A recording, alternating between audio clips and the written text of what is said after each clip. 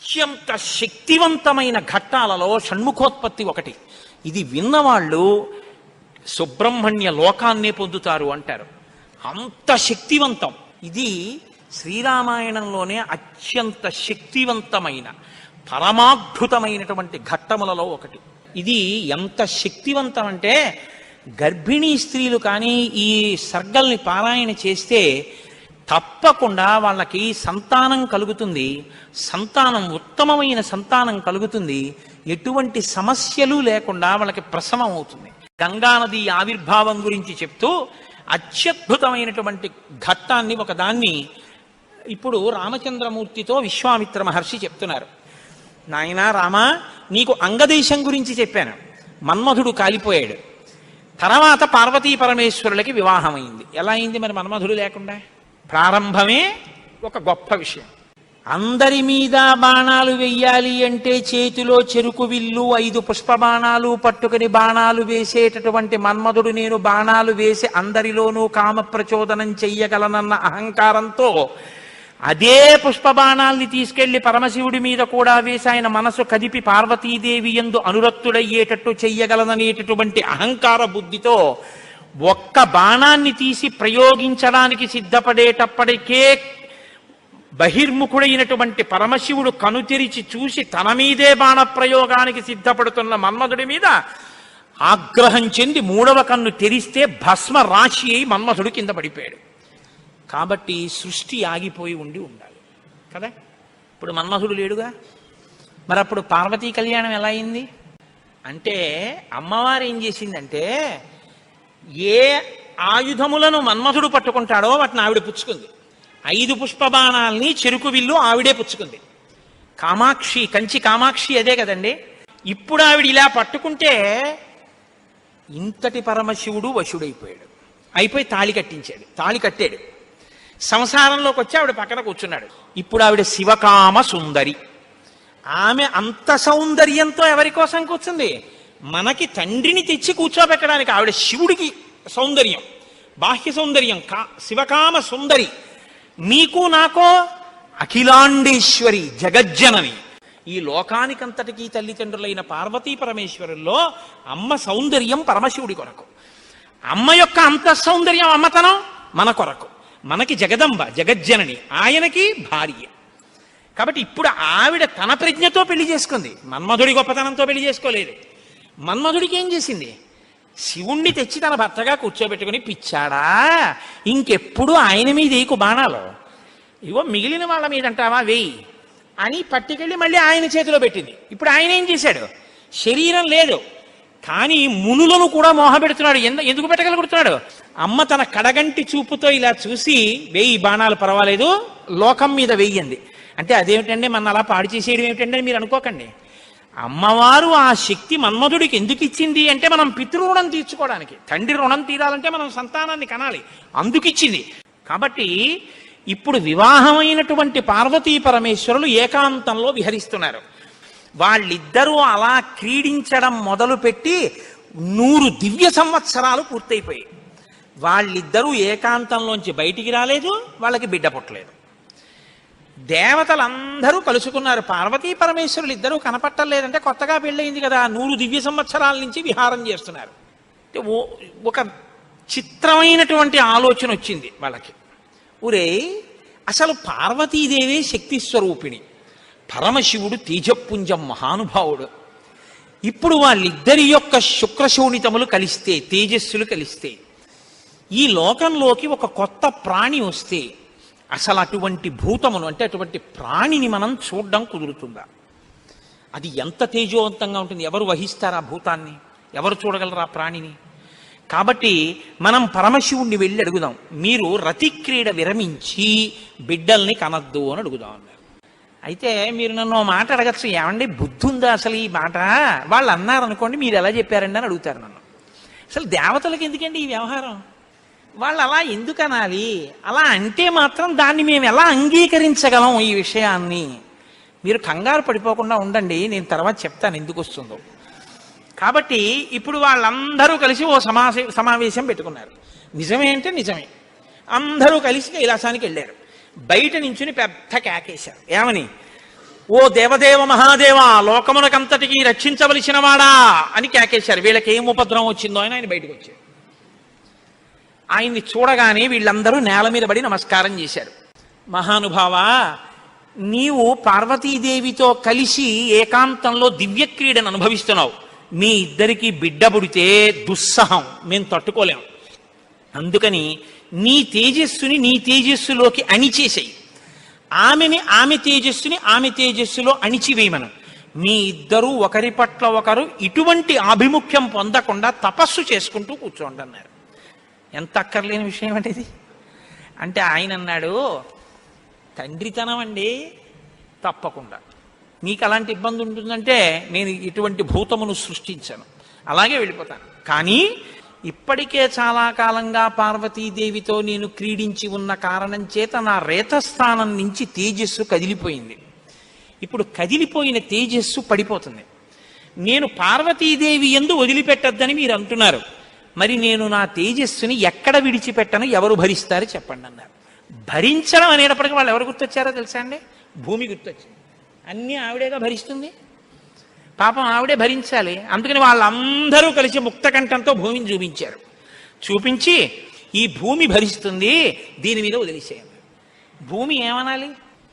అదేమిటయ్యా, ఆయన భార్య యందు ప్రవేశపెట్టబడవలసినటువంటి శివతేజస్సు నా మీద ఎలా విడిచిపెడతాడు?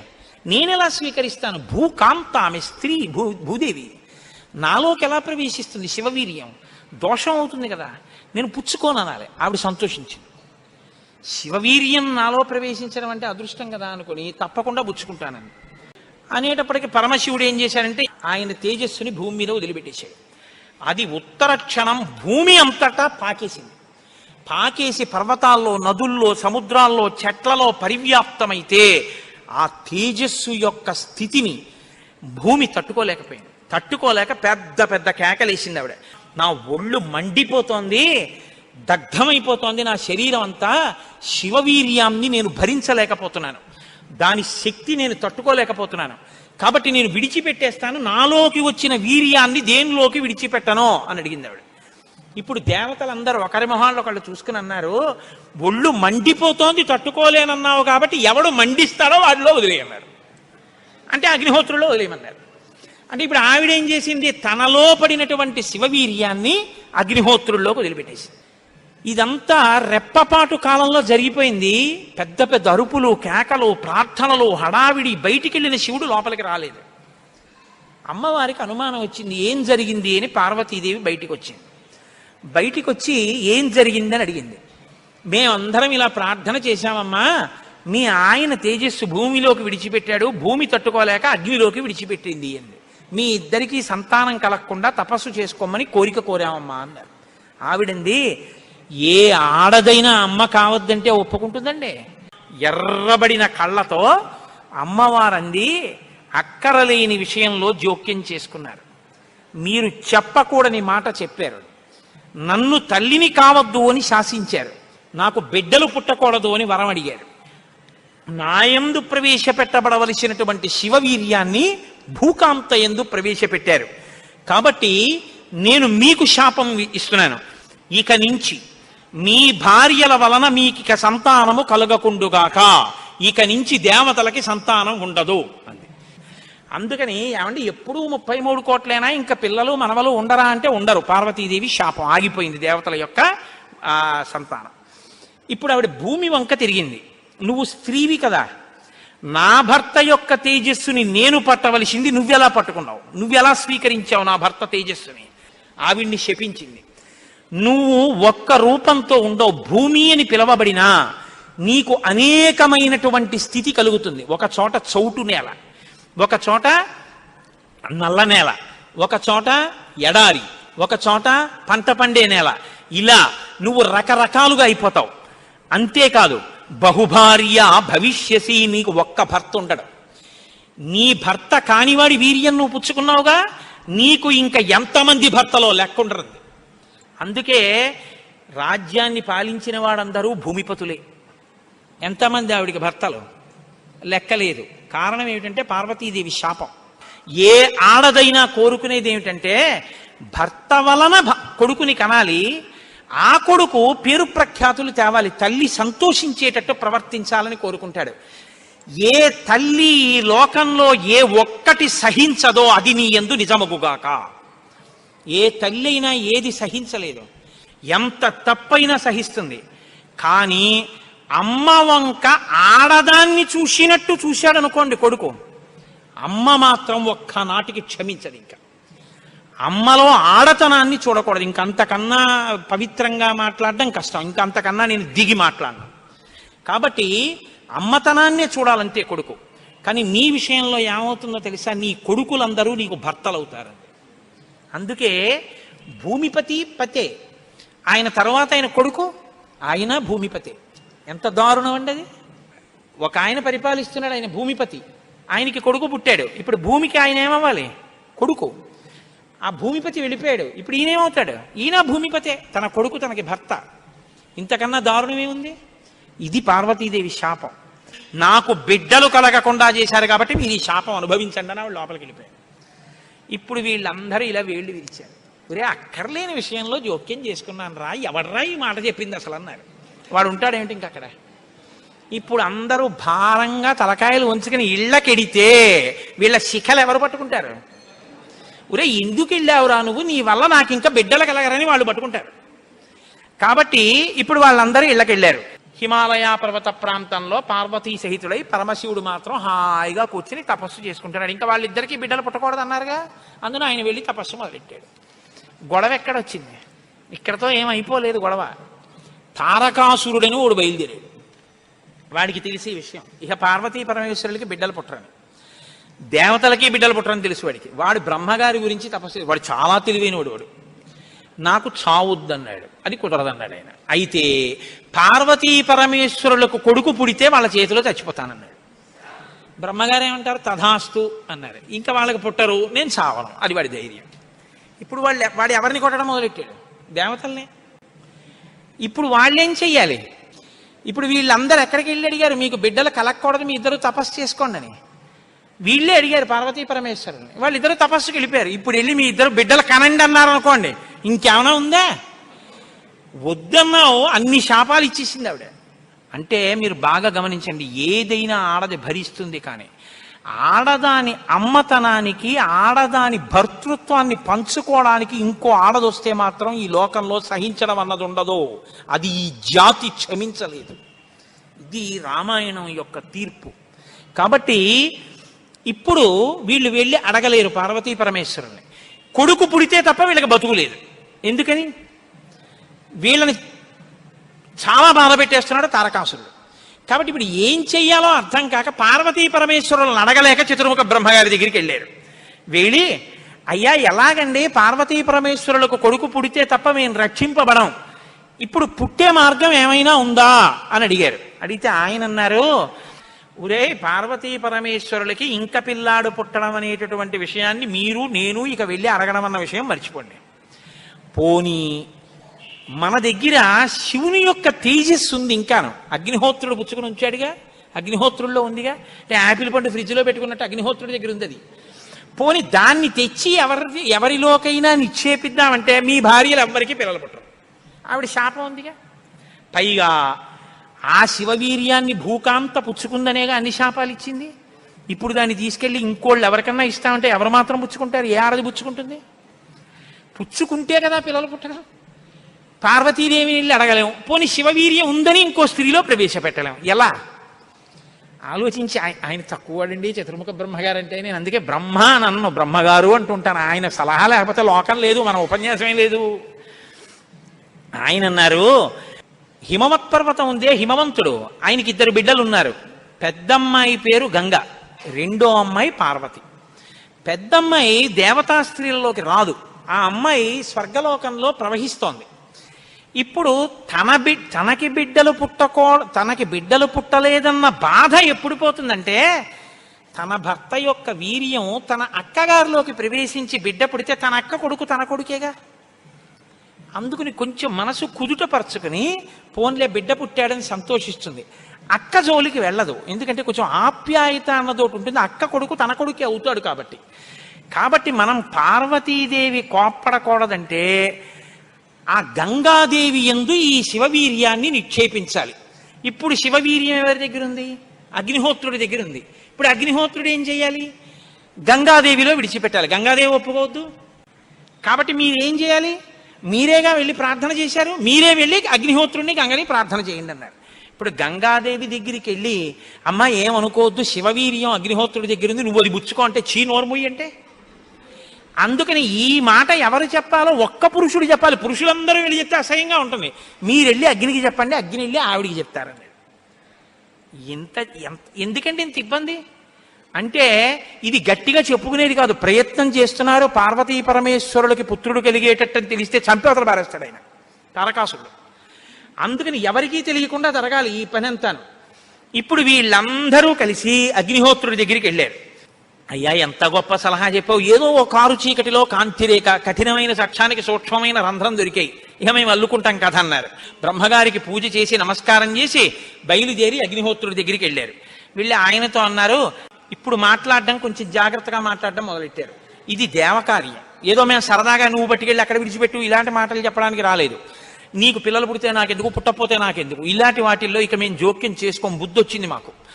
కాకపోతే ఇది దేవకార్యం. ఇప్పుడు ఈ పిల్లాడు పుట్టకపోతే వీపులు పగిలిపోతున్నాయి తారకాసురుడి వల్ల, అందుకుని పుట్టాలి పిల్లాడు.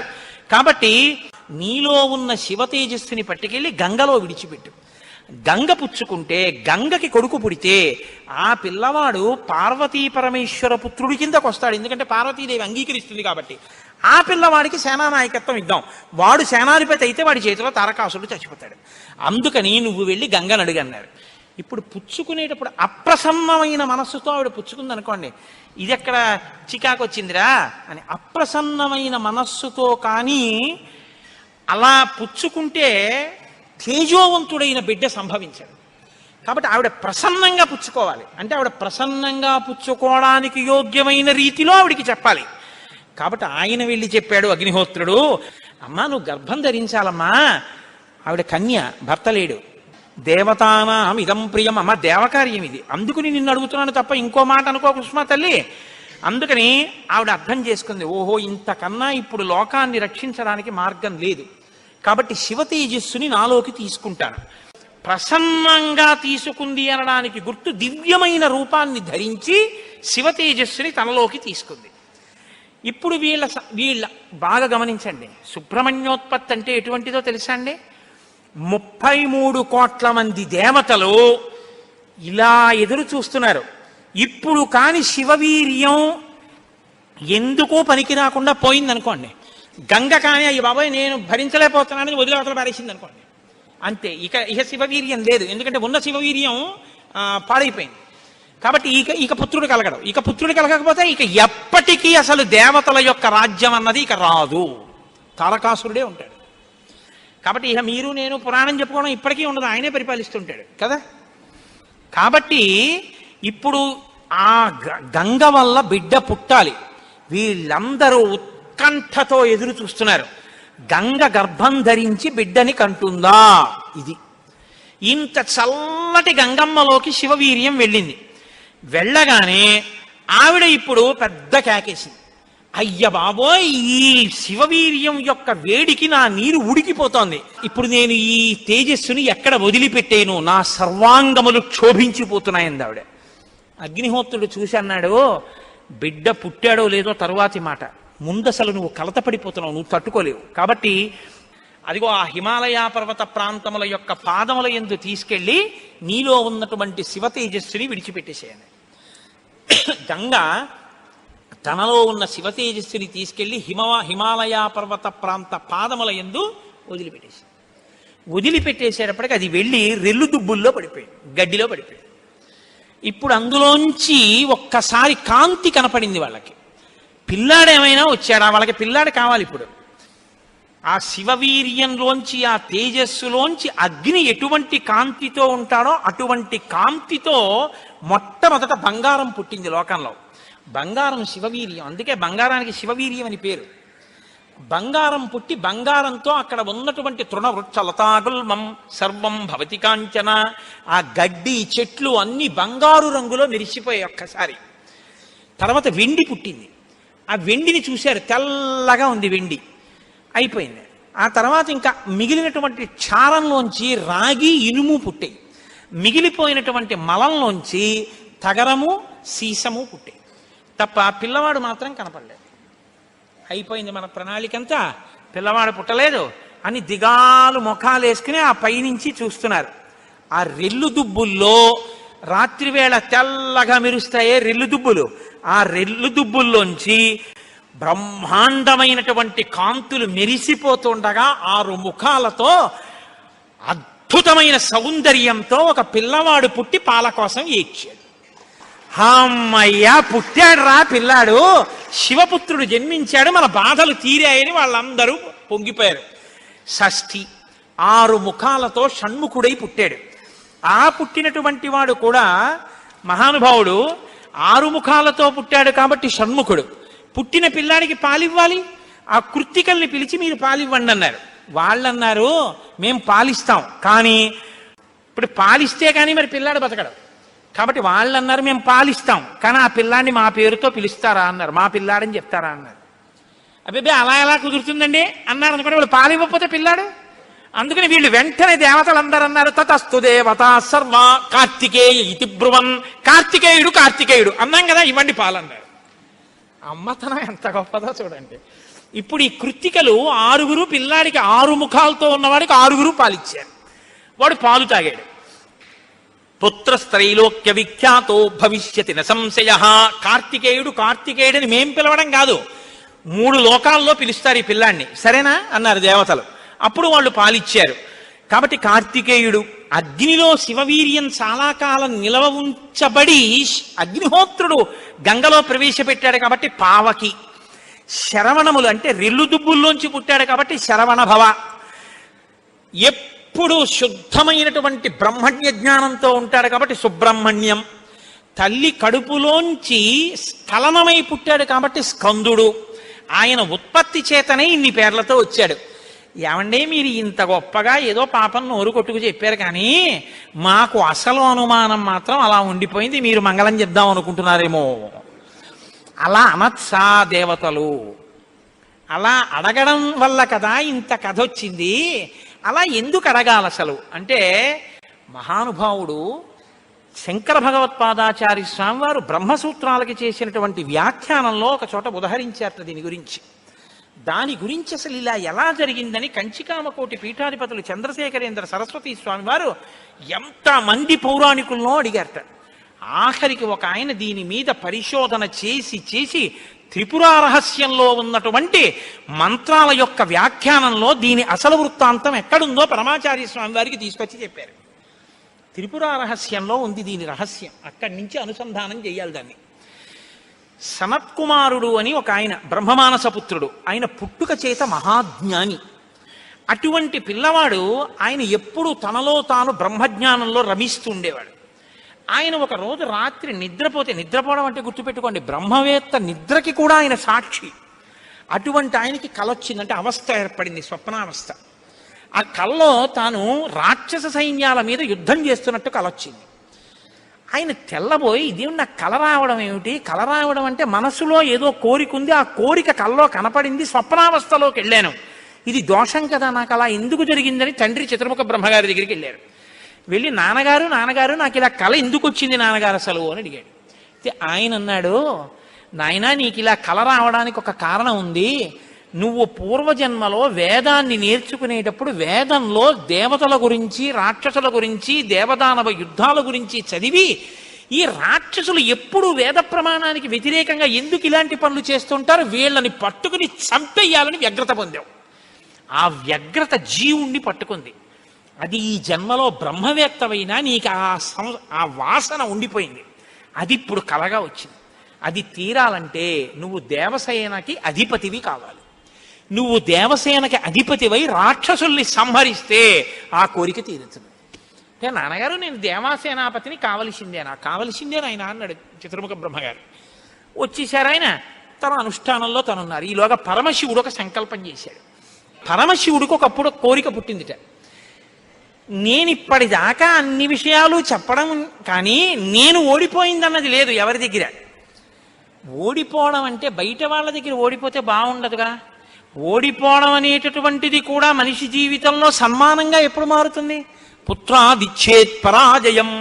తన కొడుకు చేతిలో తాను ఓడిపోవాలి.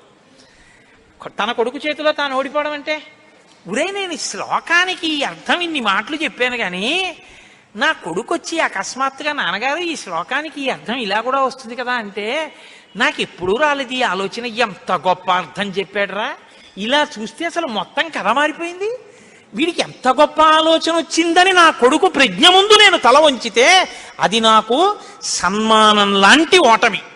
అలాంటి కొడుకు నా కడుపున పుడతాడా అనుకున్నట్ట పరమశివుడు కూడా ఒకనకొకప్పుడు.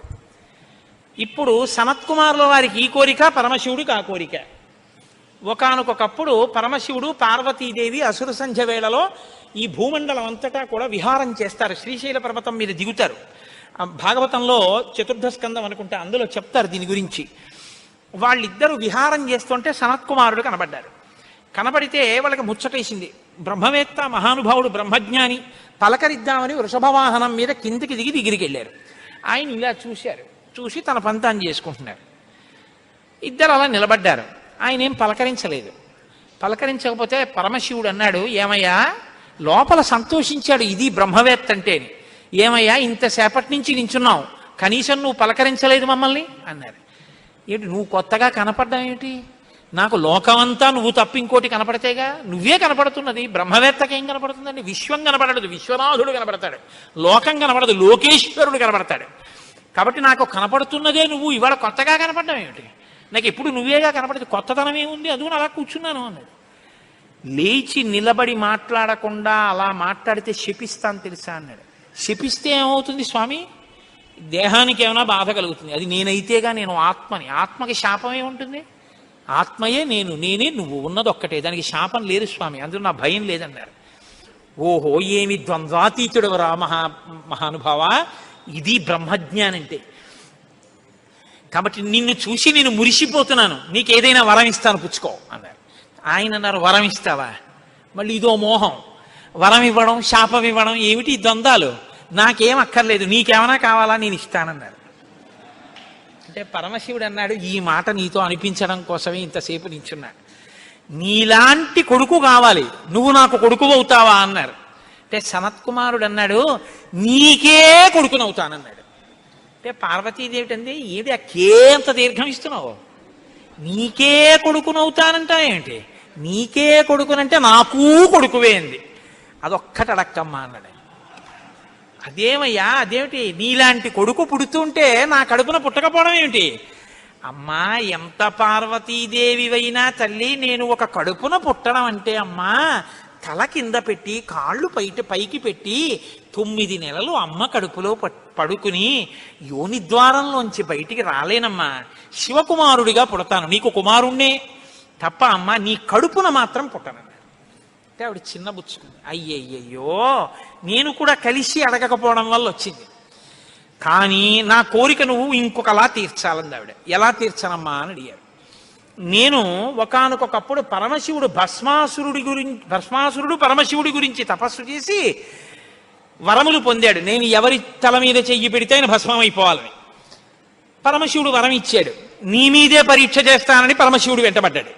పరమశివుడు ఏదో ఒక హేళ, ఆయన ఒక చాలా విచిత్రంగా ప్రవర్తిస్తూ ఉంటాడు. లోకానికి ఒక పాఠం చెప్పడం కోసం ఉసుమండి చేతకాని వాడయ్యని మీరు అనుకోకూడదు. ఇప్పుడు నేను మళ్ళీ శివమహాపురాణానికి అంతటికీ వ్యాఖ్యానం ఎక్కడ చేయను.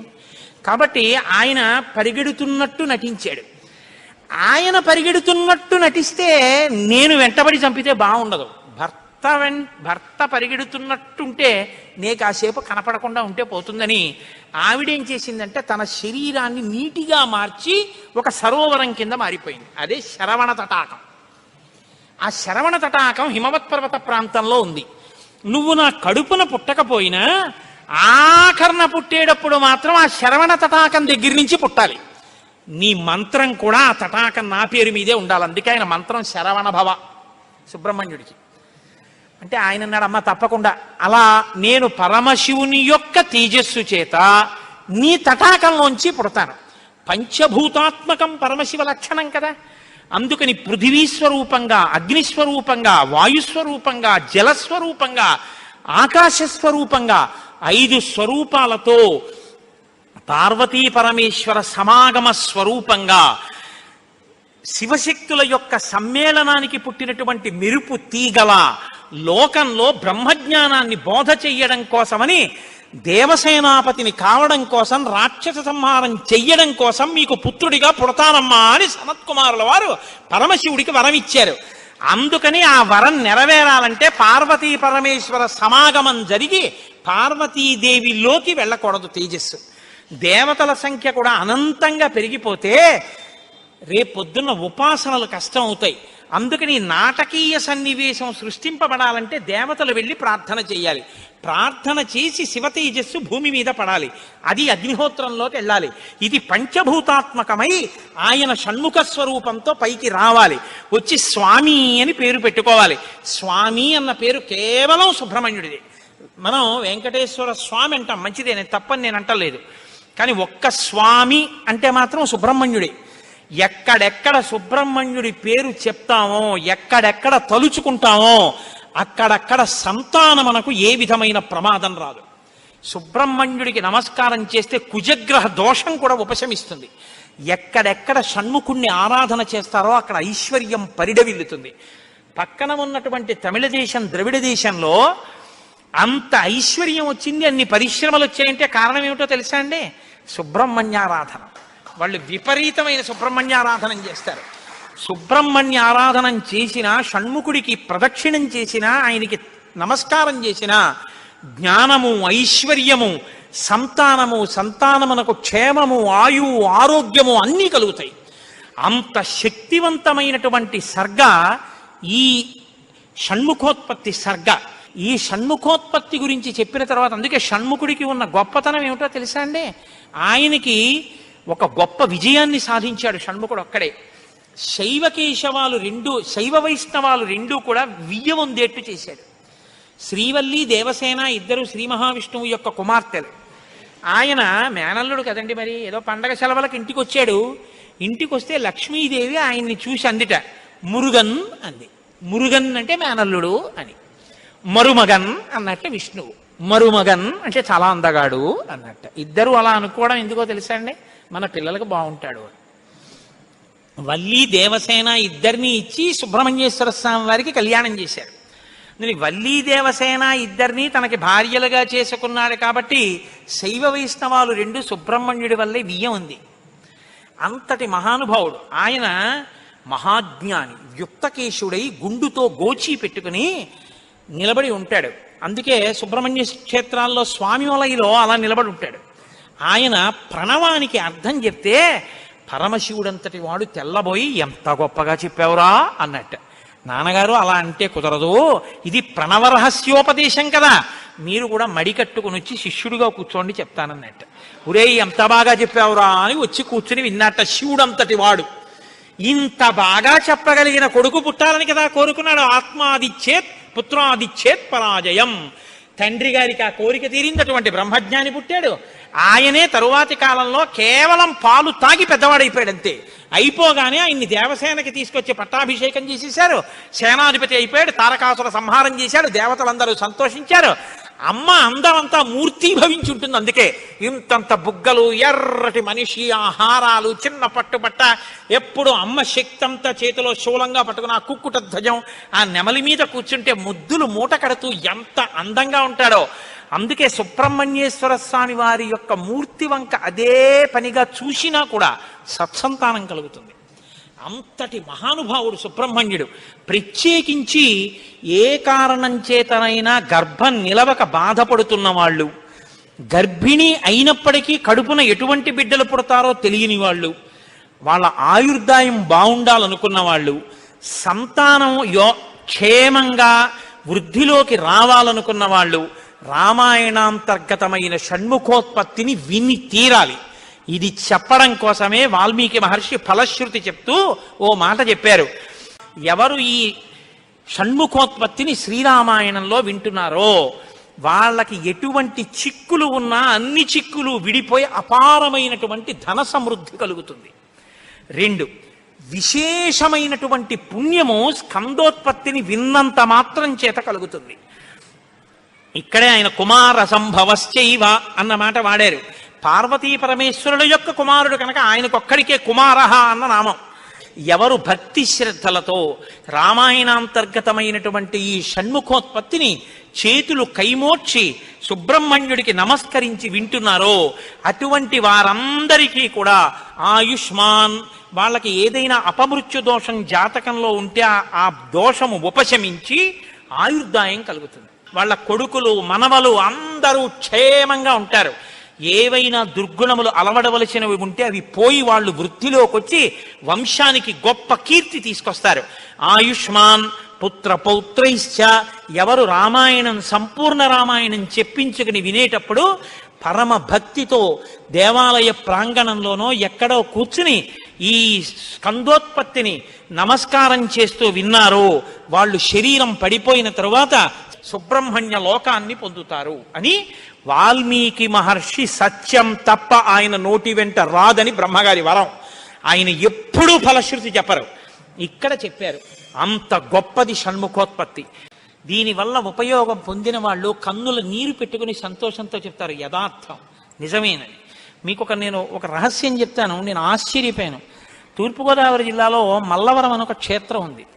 అక్కడ సుబ్రహ్మణ్యుడు, ప్రత్యక్ష సుబ్రహ్మణ్యుడు, ఇంతలా పాము కోనేటిలో స్నానం చేసి శివలింగాన్ని చుట్టుకుని ఉంటుంది.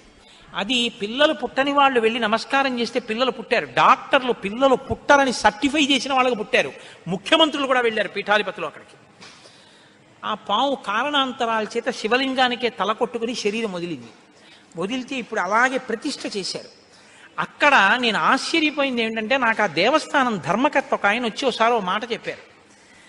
బిడ్డలు పుట్టరు అని డాక్టర్లు చెప్పేసినటువంటి వాళ్ళు సుబ్రహ్మణ్య షష్ఠి నాడు ఈ దేవాలయం వెనకాల పడుకుంటారు, వచ్చి బోర్లా పడుకుంటారు ఆడవాళ్ళు. వాళ్ళకి కునుకు పడుతుంది, కునుకు పడ్డాక లేపేస్తాం. ఆ మరుసటి సంవత్సరం వాళ్ళు పసిపిల్లల్ని పట్టుకుని వస్తారండి అని చెప్పారు. నాకు అపనమ్మకం కాదు, చూడాలనిపించింది. కాకినాడ నుంచి చాలా మందిని కలిసి సుబ్రహ్మణ్య భుజంగ స్తోత్రం చేశారు శంకర భగవత్పాదులు. సుబ్రహ్మణ్య షష్ఠి నాడు ఆ దేవాలయంలో చదువుదామని అందరం కలిసి వెళ్ళాం. ఆ రోజు వాళ్ళు నా ప్రసంగం కూడా అక్కడ ఏర్పాటు చేశారు. మీరు నమ్మరు, నేను తెల్లబోయానండి.